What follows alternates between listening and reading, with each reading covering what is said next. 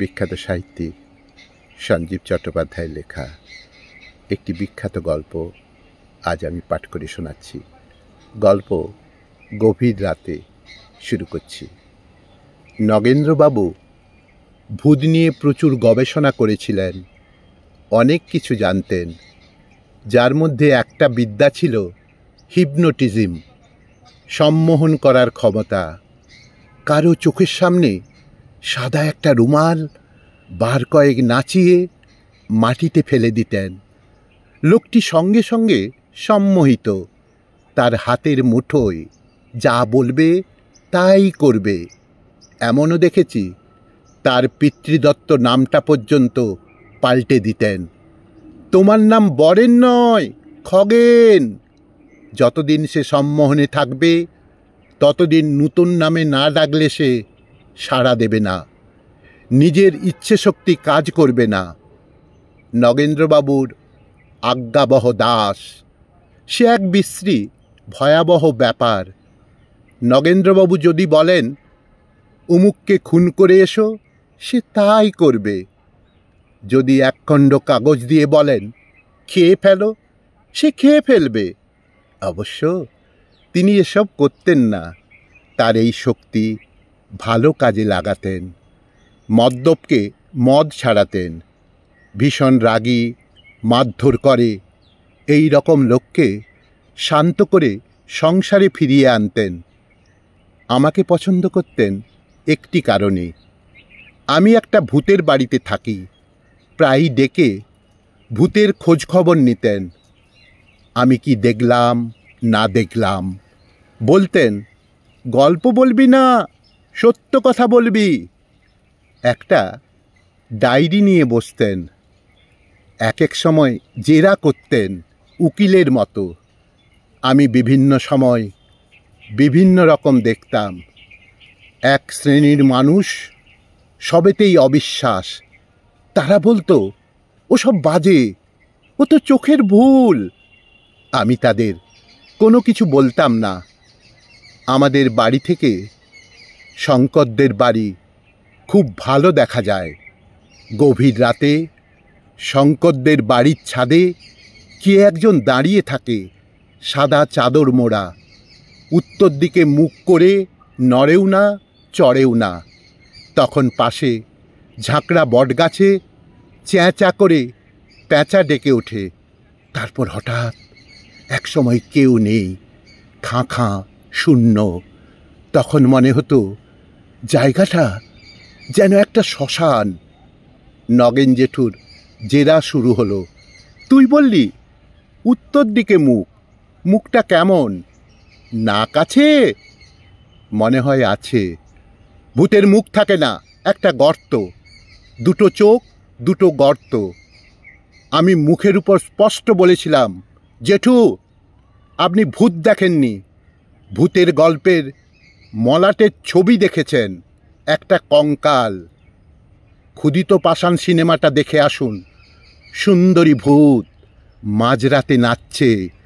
ভূত নানা রকম রূপ ধারণ করতে পারে। আমি গ্যারেন্টি দিয়ে বলতে পারি, শঙ্করদের চিলের ছাদে দাঁড়িয়ে থাকে শঙ্করের মা, আগুনে পুড়ে মারা গিয়েছেন। আপনি প্ল্যানচেটে ডেকে জিজ্ঞেস করুন কেন তিনি বাড়িটা ছেড়ে যেতে পাচ্ছেন না। জেঠু বললেন, আমি দেখব, আমাকে দেখাবার ব্যবস্থা করবি। আমার দুটো পোষা ভূত আছে, তাদের আকৃতি নেই। তাহলে বুঝবেন কি করে? শক্তি। যদি বলি এই জলের গেলাসটা সরিয়ে এই টেবিল থেকে ওই টেবিলে রাখো, সঙ্গে সঙ্গে। কথা শেষ হলো না। গেলাসটা শূন্য পথে এই টেবিল থেকে ওই টেবিলে চলে গেল, আর আমি দুরদার করে বাইরের ঘর থেকে রাস্তায়। জেঠুর গলা শুনতে পেলাম। হো হো করে হাসতে হাসতে বলছেন, আমি পালাতে না দিলে পালাতে পারবি? নিজের ইচ্ছেই আসবি না টেনে আনবো? ভয়ে ভয়ে ফিরে এলাম। জেঠু বললেন, এই তো সাহস, এই সাহস নিয়ে ভূত দেখাবি? জেঠু, সত্যি আমার ভয় করছে। এই ঘরে আপনি একা নন, দুটো ভূত রয়েছে। তোর মুন্ডু, গেলাসটা তোর সামনে টেবিলেই রয়েছে। আমি তোকে হিপনোটাইজ করেছিলাম। আমি এই মুহূর্তে তোকে একটা উঁচু পাহাড়ের মাথায় বসিয়ে দিতে পারি, সমুদ্রে ভাসিয়ে দিতে পারি। তুই কিন্তু খুব ভালো মিডিয়াম, সহজেই সম্মোহিত হোস। তার মানে তোর মধ্যে খুব রেজিস্ট্যান্স কম। তোকে আমার কাজে লাগবে রে। আমি আপনার মিডিয়াম হব কেন? সেটা তো খুব অপমানজনক।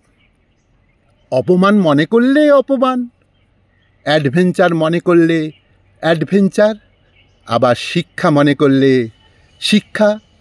এ কি শেখা যায়? সাধনা, সাধনা করতে হবে। প্রথমে আটক, তারপর নিজের মনটাকে খালি করার কৌশল, তারপর অন্যের চোখের মধ্য দিয়ে তার ভেতরে প্রবেশ। মানুষের ভেতরে ঢুকতে পারলে সে তো পুরোপুরি আমার নিয়ন্ত্রণে চলে এলো। উঠতে বললে উঠবে, বসতে বললে বসবে। সিদ্ধ সাধকরা তো তাই করেন। এ কথা অবিশ্বাস করব কি করে? প্রেতলোক যে আছে, এই এলাকায় 3-4টে বাড়ি আছে, যা হানা বাড়ি। তোদের বাড়িটা তার মধ্যে একটা। গঙ্গার ধারে বসেদের বাগান বাড়ি আর একটা। আমি জানতে চাই, তোদের বাড়িতে তুই কি দেখিস? আমি বললাম, এই তো কয়েকদিন আগে আমাদের বাড়ির ভেতরের উঠানে বিশাল বড় ধপধপে সাদা একটা গরু দেখেছি। আমাদের সদর দরজা দিয়ে অত বড় একটা গরু ঢুকতেই পারবে না। তাছাড়া আমাদের পাড়ায় কারোর গরুই নেই। তারপর কি হলো? আমি বললাম, আমরা সবাই হতভম্ব। আমার মেজ পিসিমা অনেক কিছু জানেন, সেই সময় এসেছিলেন। তিনি মন্ত্র পড়তে লাগলেন। আমাকে চুপি চুপি বললেন, যমরাজের গরু। জানি না বাবা, কেউ মারা টারা যাবে না তো? হঠাৎ দেখি গরুটা নেই, ভ্যানিশ। হঠাৎ দেখি গরুটা নেই, ভ্যানিশ। গল্পটি শেষ হলো।